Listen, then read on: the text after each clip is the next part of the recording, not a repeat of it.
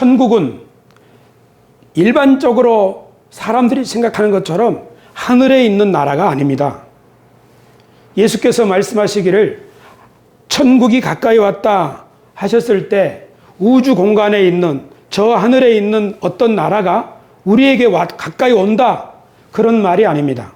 예수님이 천국이 가까이 왔다 하셨을 때 이 말은 하나님이 다스리시는 새로운 세상이 우리 곁에 와 있다.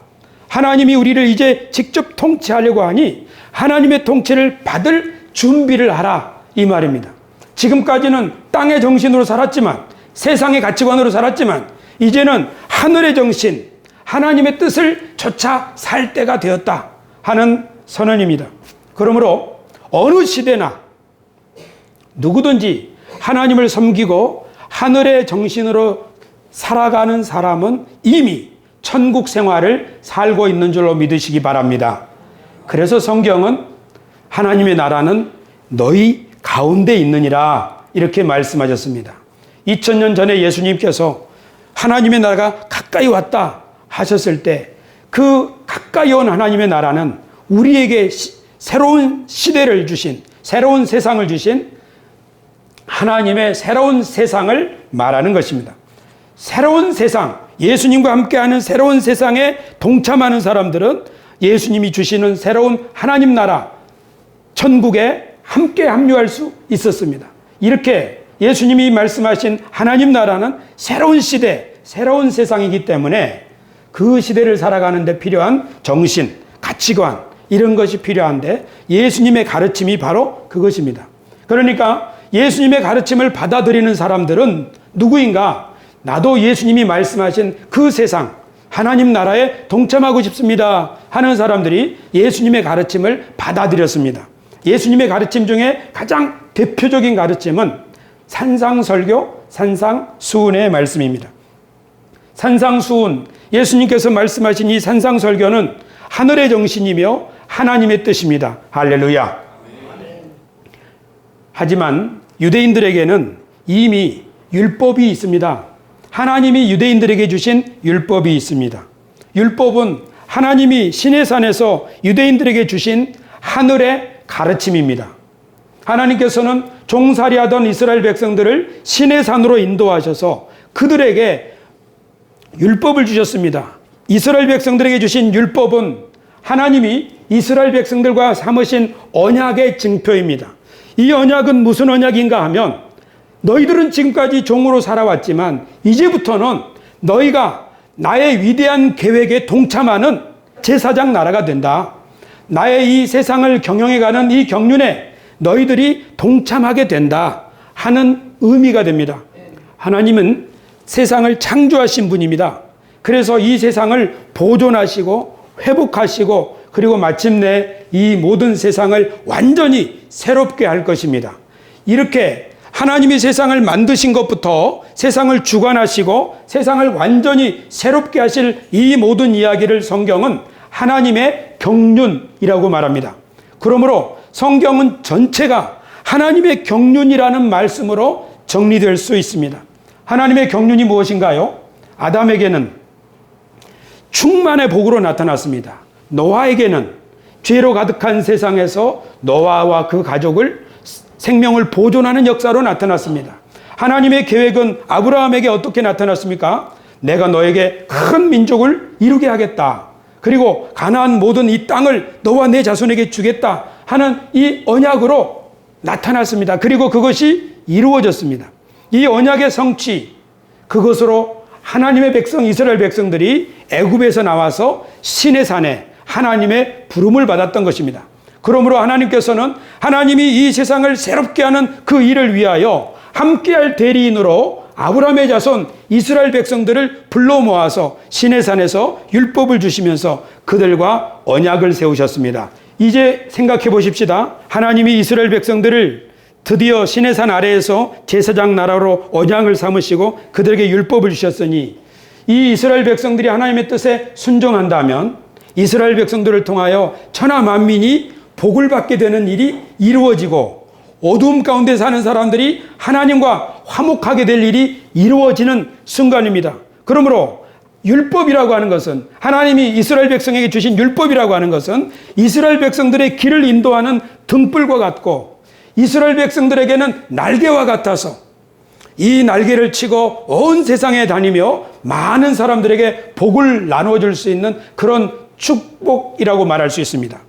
그러므로 이스라엘 백성들이 하나님의 이 언약인 율법, 하나님이 얼마나 위대하신 분인지 알고, 또 하나님이 이 약속하신 대로 자기들을 통하여 천하 만민이 복을 받게 하겠다는 이 계획이 이루어질 것을 믿는다면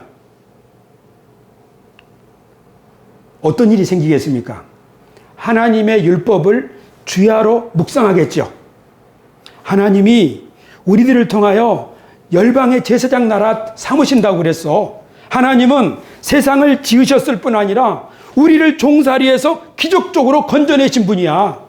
그런데 그 놀라운 일을 행하신 분이 이제 우리를 통하여 천하 만민에게 복을 주신다고, 우리를 그런 위대한 일에 동참할 수 있는 하나님의 임무에 동참자가 되게 하셨다고 하면서, 하나님의 언약과 하나님을 믿는 사람, 하나님의 약속을 믿는 사람들은 여호와 율법을 주야로 묵상하며 여호와 율법을 즐거워하며 하나님의 말씀을 사모합니다. 그리고 그 말씀을 사모하고 묵상할 때마다 이 사람들의 인격은 올라가고 앞으로 하나님이 자기를 통해서 이루실 역사를 생각하게 될 것입니다. 구약 성경에 보면 이렇게 하나님의 율법을 즐거워하던 사람들이 있습니다. 주의 말씀이 내 입에 어찌 그리 단지요. 주의 말씀은 정말로 우둔한 사람을 지혜롭게 합니다. 이렇게 율법의 말씀을 기쁨으로 여긴 사람들은 어떤 사람인가 하면, 하나님을 믿으며 하나님이 그 일을 하실 것을, 자기들을 통해서 그 일을 하실 것을 확신한 사람들입니다. 근데 시간이 지났습니다. 사람들은 하나님을 잊어버리기 시작했습니다.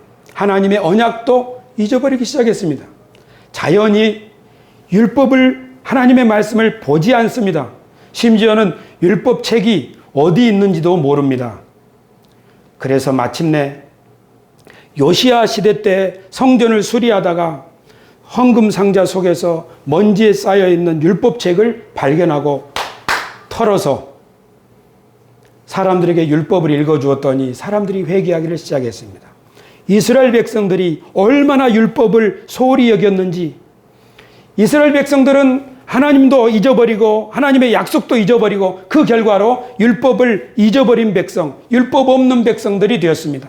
그러므로 그들이 이방 사람들에게 웃음거리가 되는 것은 시간 문제였습니다. 그리고 그들의 신앙생활은 신용만 내는 것입니다. 예를 들면 오전에는 하나님의 성전에 가서 제사를 드리고, 오후에는 쾌락을 추구하는 가나안 신전에 가서 또 제사를 드리고, 하나님께 드려야 될 제물이 있다면 우리 양떼 중에서 뭘 바칠까 하다가 병든 거, 다리 다쳐서 저는 거, 그거 갖다가 하나님 앞에 바쳤습니다. 그리고 자기들이 종교적 의무를 했다고 하는 거죠. 이렇게 생활하던 유대인들, 이스라엘 백성들이 어떻게 되었겠습니까? 하나님의 심판을 받아서 세계 곳곳에 뿔뿔이 흩어져 버리는 그런 존재가 되었습니다.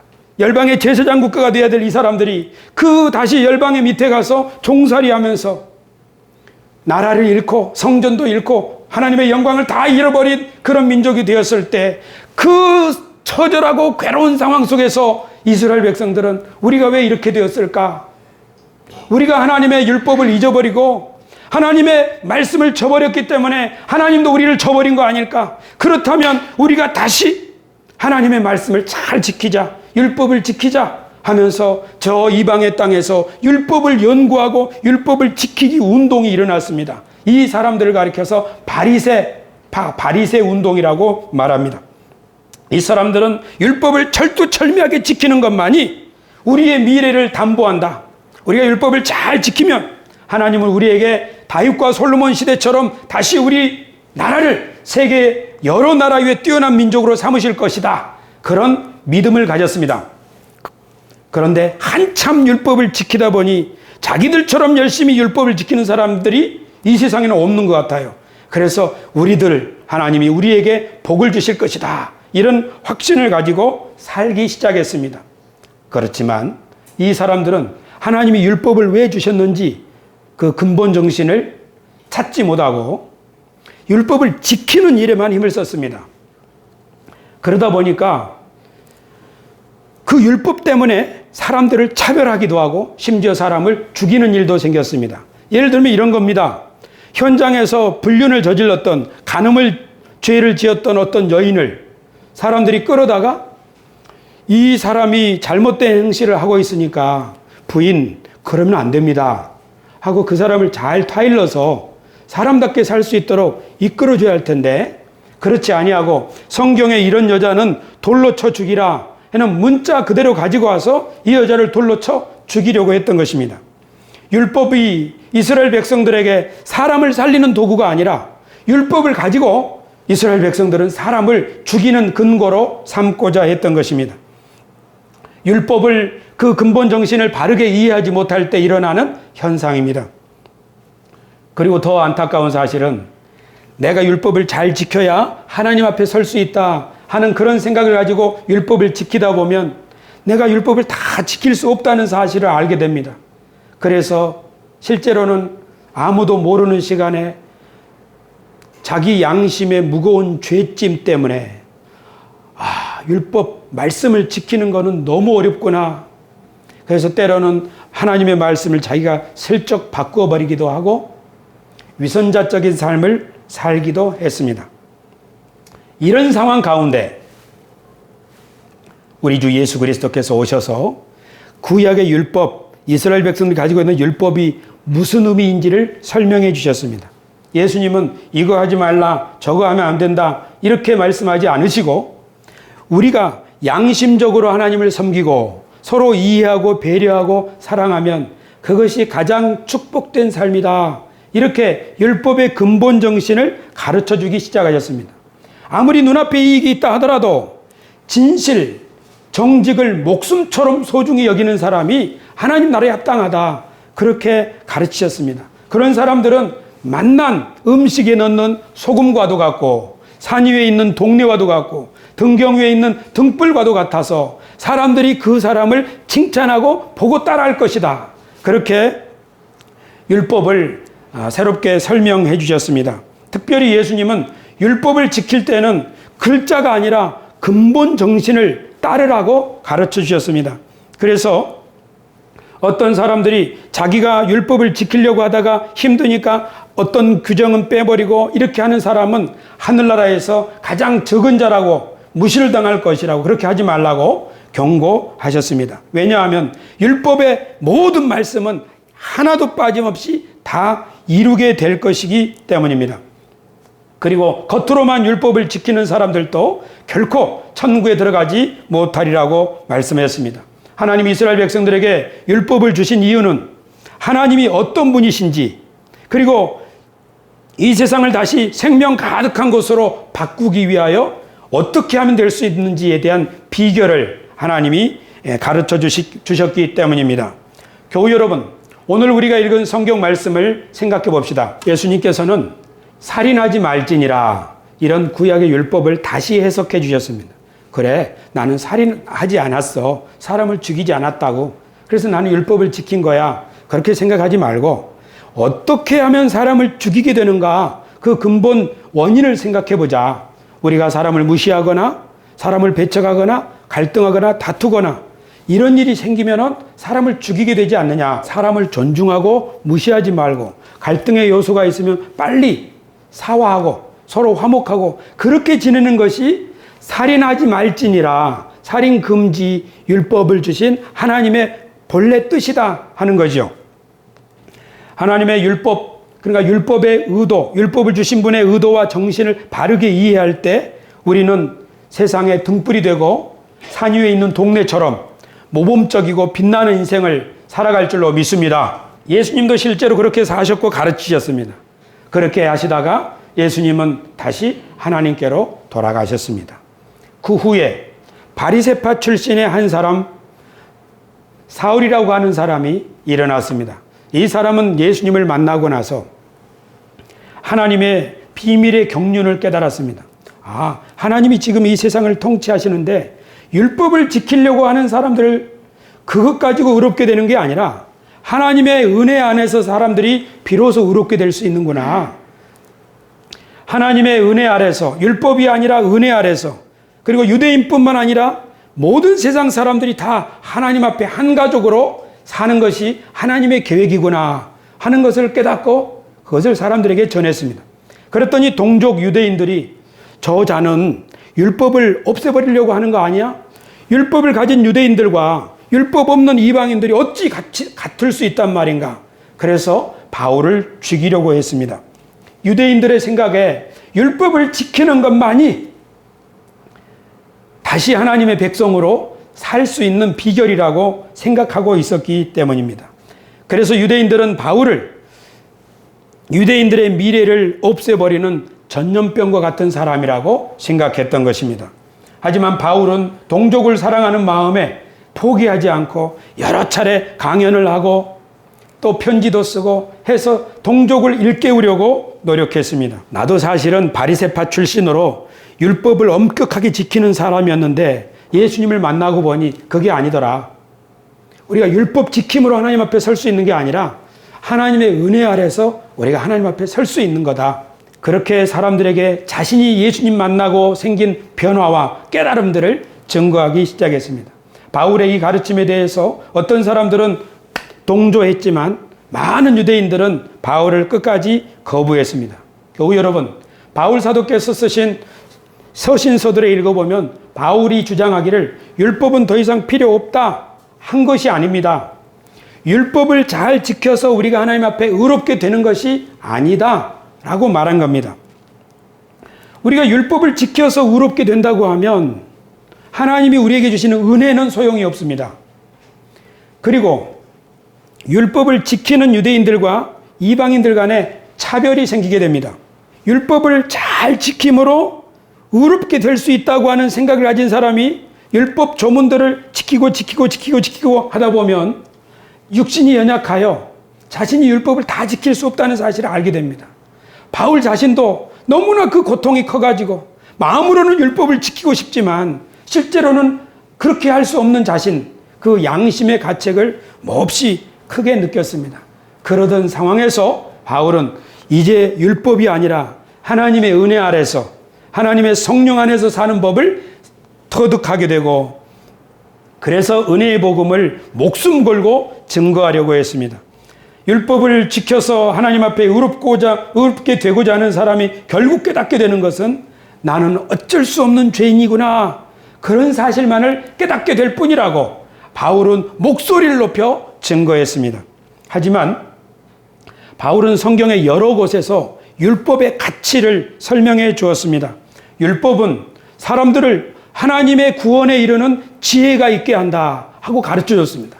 율법은 하나님의 백성들이 이 세상에서 빛과 소금으로 역할을 감당할 수 있는 역량을 갖출 수 있도록 준비시켜 준다. 이렇게 율법의 가치를 설명해 주었습니다. 하나님이 이스라엘 백성들에게 율법을 주신 목적이 바로 그것입니다. 무엇인가? 하나님을 가르쳐 주어서 하나님의 구원에 이르도록 그리고 하나님의 택한 백성들이 역량을 갖추어서 선한 일을 잘할 수 있는 등불과 같은 역할을 할 수 있게 하려는 것입니다.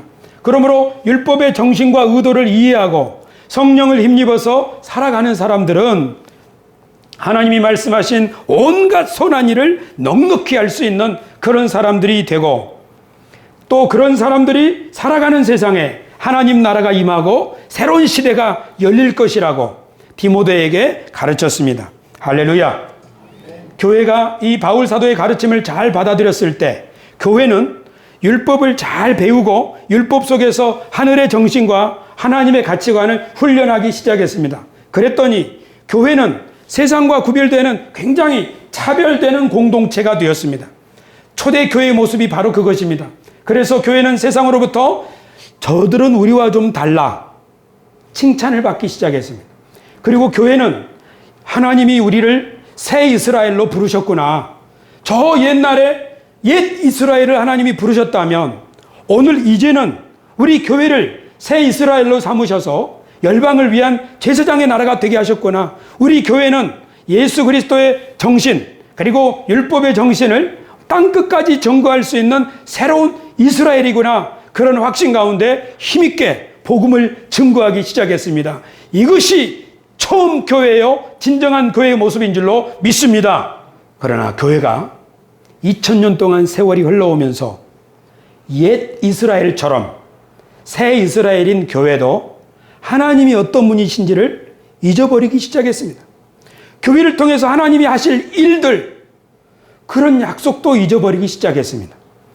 그리고 옛 이스라엘처럼 교회가 다시 특권 의식과 선민 의식으로 자기중심적으로 이렇게 생각이 갇히고 딱딱해지기 시작했습니다. 열방을 위한 섬김과 봉사를 위한 제사장적 소임을 가진 교회의 사명, 그런 존재, 그리고 그런 미래를 꿈꾸지 못하게 되었을 때 교회의 사상, 생각이 급속하게 굳어지기 시작했습니다. 그래서 세상을 향해서 열렸던 마음과 손은 오므라들어서 우리와 다른 종교, 우리와 다른 민족, 우리와 다른 풍습을 가진 사람들을 배척하고 거부하기 시작했습니다. 주님이 산상설교의 말씀을 통하여서 새로운 교훈과 새로운 가르침을 통하여 교회를 소금과 등불과 산위에 있는 동네로 삼으셔서 새로운 시대를 열어가신다고 하는 가르침을 주셨지만 하나님 나라에 대한 비전이 상실되면서 교회는 이렇게 생각하기 시작했습니다. 천국은 이 땅에서는 절대 이룰 수가 없어. 천국은 죽어서 저 하늘에 가서 비로소 이루어질 거야. 그렇게 단정하는 사람들이 생겼습니다. 예수님의 가르침을 잘 지켜야 그 나라에 갈 수 있어. 이렇게 예수님의 가르침을 천국에 들어갈 수 있는 기준, 조건으로 만들어버렸고 율법도 그런 것이라고 단정해버렸습니다. 복음은 더 이상 이 세상을 치료하고 생명으로 가득한 세상을 만드는 비전과 전략이 아니라 사후 세계를 위한 영혼의 보험과 같은 것으로 바뀌어져 버렸습니다. 어떤 사람들은 율법을 다 지키는 것은 불가능하다, 이런 주장을 하기 시작했습니다. 그 사람들은 바울 사도의 글을 오해했기 때문입니다. 그 사람들은 또 이렇게 말합니다. 우리가 연약해서 율법을 지킬 수 없기 때문에 예수님이 십자가에서 우리 대신에 율법을 다 지켜주신 것이야. 이제 우리는 율법을 지킬 필요도 없고 율법을 지킬 수도 없다, 그런 생각을 하기 시작했습니다. 또 한쪽에서는 아니야, 우리는 율법을 다 지켜야 해. 유월절도 지키고 안식일도 철저하게 지켜야 해. 이런 반대 운동이 일어났습니다. 하지만 이 사람들이 성경에 기록된 율법의 5가지 제사, 짐승을 잡아서 하나님께 번제를 바치고 이런 것은 하지 않습니다. 그러니까 율법을 어떤 것은 지키고 어떤 것은 지키지 않아도 되고 하는 것을 헛갈리면서 교회는 갈팡질팡하기 시작했습니다. 또 어떤 사람들은 율법의 목적을 생각하기를, 율법은 하나님이 우리들에게 왜 율법을 주셨는가 하면 우리가 죄인이라는 사실을 깨닫게 하려고 율법을 주셨다, 그렇게 주장하기 시작했습니다. 우리가 죄인인 것을 깨달아야 우리가 예수 그리스도의 십자가 공로를 은혜로 받아들일 수 있기 때문에 율법을 주신 목적은 우리가 죄인이라는 사실을 깨닫게 하기 위함이다. 그뿐만 아니라 어떤 사람들은 자기가 율법을 다 지켰다고, 그래서 나는 그런 은혜가 필요 없다고 생각하는 사람들이 있는데, 그런 사람들에게 예수님은 무슨 소리냐, 율법은 원래 예를 들면 간음하지 말라 하는 말씀에 이 간음이라고 하는 것은 행동뿐만 아니라 마음속으로 음욕을 품는 것도 간음이다. 예수님이 그렇게 말씀하심으로써 예수님의 가르침이 율법을 지켰다고 주장하는 사람들에게 더 높은 기준을 갖추어서 제시해서 결국은 우리는 율법도 지킬 수 없고 우리는 어쩔 수 없는 죄인이다, 예수님의 은혜만이 우리에게 필요할 따름이다 하고 율법을 잘못 이해하기 시작했습니다. 율법을 주신 근본 정신을 이해하지 못하다 보니까 이런 일이 생겼습니다. 더 중요한 사실은 하나님 나라를, 천국을 사후 영혼 세계로 생각하면서 일어난 모든 오해들입니다. 교우 여러분, 오늘날 신학자들은 율법을 3가지 의미가 있다고 말합니다. 첫째는 모든 만민을 위한 도덕률이다. 모든 세상 사람들이 지켜야 될 것이다. 또 2번째는 율법을 주신 이유는 죄를 깨닫게 하기 위함이다. 3번째는 성도들을 성숙하고 거룩한 하나님의 백성으로 세울 수 있는 규범이다. 이것이 칼빈을 비롯한 루터를 비롯한 개혁교회가 주장하고 있는 생각입니다. 하지만 저는 달리 생각합니다. 하나님은 율법을 온 세상 사람들에게 주지 않으셨습니다. 하나님 율법을 이스라엘 백성들에게만 주셨습니다. 이스라엘 백성들의 율법을 주신 이유는 이스라엘 백성들을 하나님의 일에 동역자가 되게 하기 위하여 주신 것입니다. 두 번째, 하나님은 율법을 죄를 깨닫게 하기 위해서 주신 것이 아닙니다. 예를 들면 이스라엘 백성들을 애굽에서 건져내서 시내산으로 인도한 다음에 자, 이제 내가 율법을 준다. 너희들이 얼마나 죄인인가 이것을 보고 깨달아라. 이렇게 주셨겠습니까? 결코 그렇지 않습니다. 어떤 사람들이 율법을 보고 자기가 죄인인 것을 깨닫게 되는 것은 율법을 주신 하나님의 의도를 오해하고 율법은 내가 지켜서 그걸로 하나님 앞에 의롭게 되고자 하라고 주신 것이 아닌데 그것을 잘못 사용하다 보니까 그것 때문에 내가 스스로 죄책감에 빠지게 된 것입니다. 세 번째는 우리 신학자들이 말하는 율법은 성도들의 신앙을 성숙하여 거룩한 인격으로 만드는 데 필요한 규범이다. 여기에 대해서는 저도 동의합니다.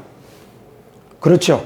옛 이스라엘 백성들을 성숙한 민족 되게 해서 열방의 빛으로 삼으려고 율법을 주셨기 때문에 우리 그리스도인들이 율법의 말씀을 새 이스라엘로서 받는 것은 당연한 것입니다.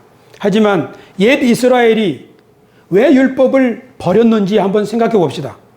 옛 이스라엘이 율법을 버린 이유는 하나님을 잊어버리고 하나님이 자신들을 통해서 이루실 미래에 대한 비전을 잊어버릴 때 율법도 잊어버린 것입니다. 하나님이 우리를 통해서 어떤 일을 이루실 것인가에 대한 비전을 상실할 때 사람들은 현재와 미래를 보는 눈을 잃어버리게 된 것이고 미래를 어떻게 준비해야 되는지도 잊어버리게 되는 것입니다. 저는 이것을 비유컨대 창공을 날 수 있도록 날개를 달아주었는데 그 날개를 가지고 하늘을 날기보다는 날개로 집신을 만들었어요. 그 날개를 가지고 집신을 만들어서 살려고 하는 거예요. 또 그 날개를 바꾸어서 칼을 만들었어요. 어떻게 날개로 집신을 만들 수 있습니까? 넘어질 뿐이죠. 날개로 왜 칼을 만듭니까? 사람들을 정죄하는. 이것이 바로 하나님이 율법을 주신 목적을 깨닫지 못한 백성들이 저지른 어리석음이라고 저는 생각합니다. 끝으로 우리 오순절 순복음 신앙인들을 한번 생각해 봅시다. 우리 순복음 신앙인들은 율법을 어떻게 생각합니까? 대체적으로 한국에 있는 그리스도인들은 장로교인이나 우리 순복음 신앙인이나 대동소이하게 개혁주의 신앙을 표방하고 그걸 믿고 있습니다. 그런데 우리 순복음 그리스도인들의 특징은 무엇인가 하면 우리가 성령으로 충만하다면 율법은 저절로 지킬 수 있다.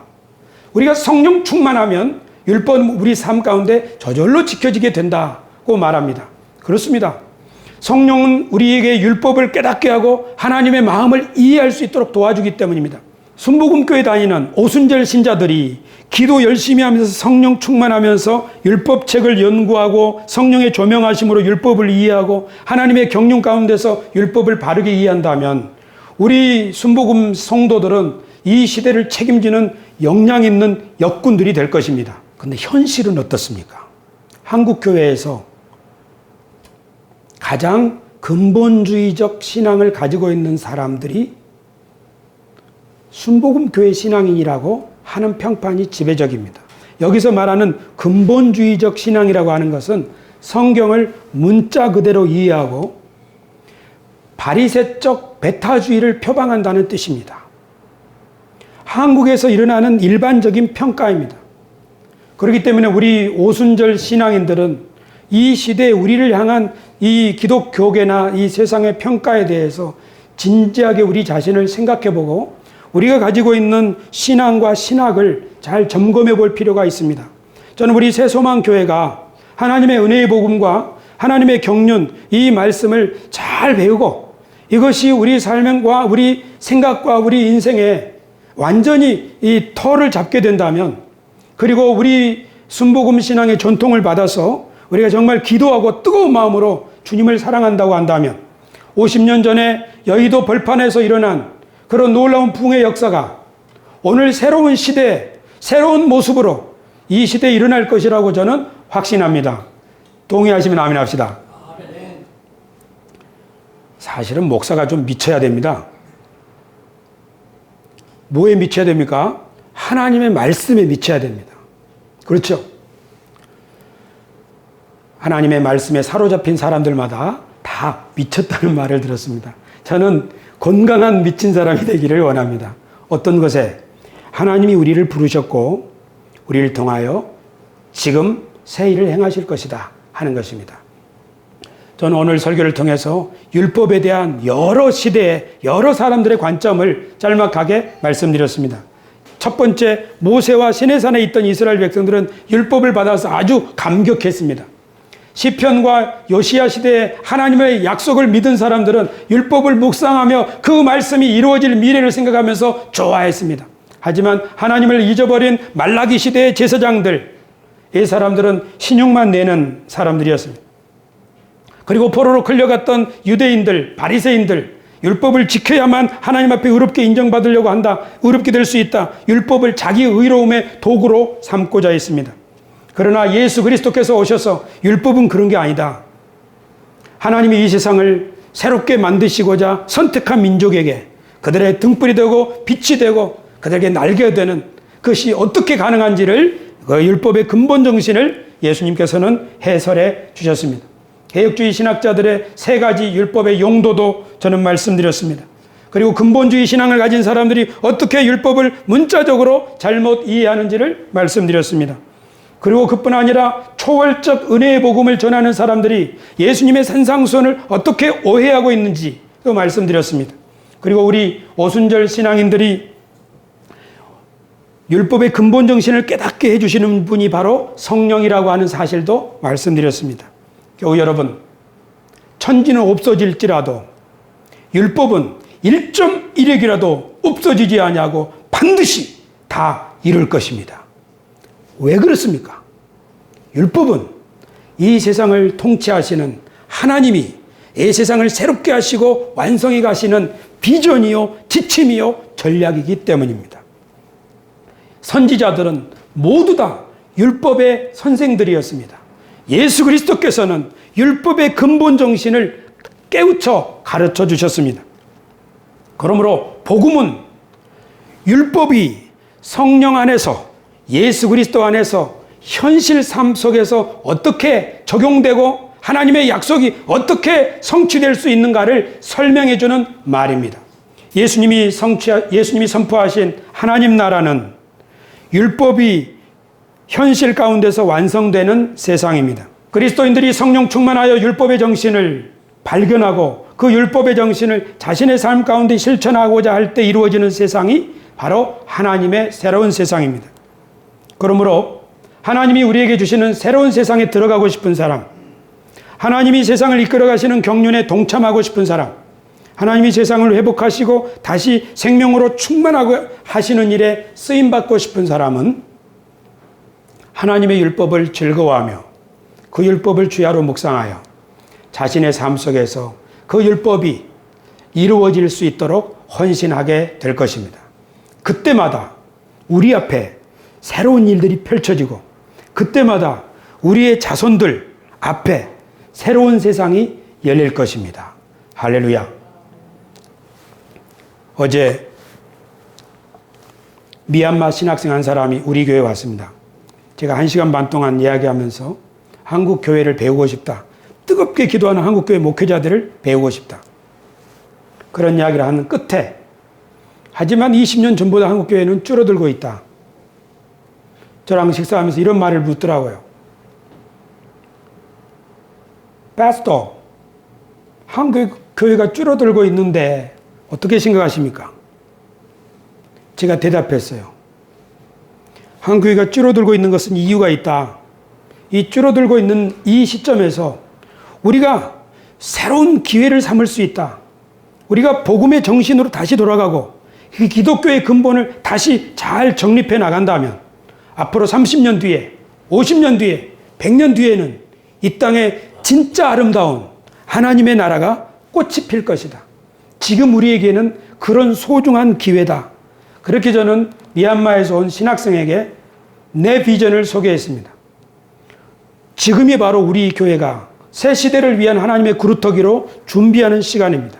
그러므로 옛날 이스라엘 백성들 하나님이 그들과 함께 하셨음에도 불구하고 패배주의 가운데 살다가 열방의 수치가 되었던 그것을 반면교사로 삼고 오늘 우리와 함께 하신 하나님, 오늘 부르셔서 우리 가운데 일하시는 하나님, 그리고 율법을 새롭게 설명해 주시는 예수님, 그리고 성령으로 우리에게 진리를 날마다 새롭게 깨닫게 해주시는 주님, 그리고 교회 안에 세우신 좋은 성경 교사인 담임 목사와 함께 서로 배우고 기도하고 함께 진리를 향해 나아간다면 하나님이 우리나라의, 우리 교회, 한국의 교회 미래에 우리도 한 부분을 담당할 수 있게 될 줄로 저는 확신합니다.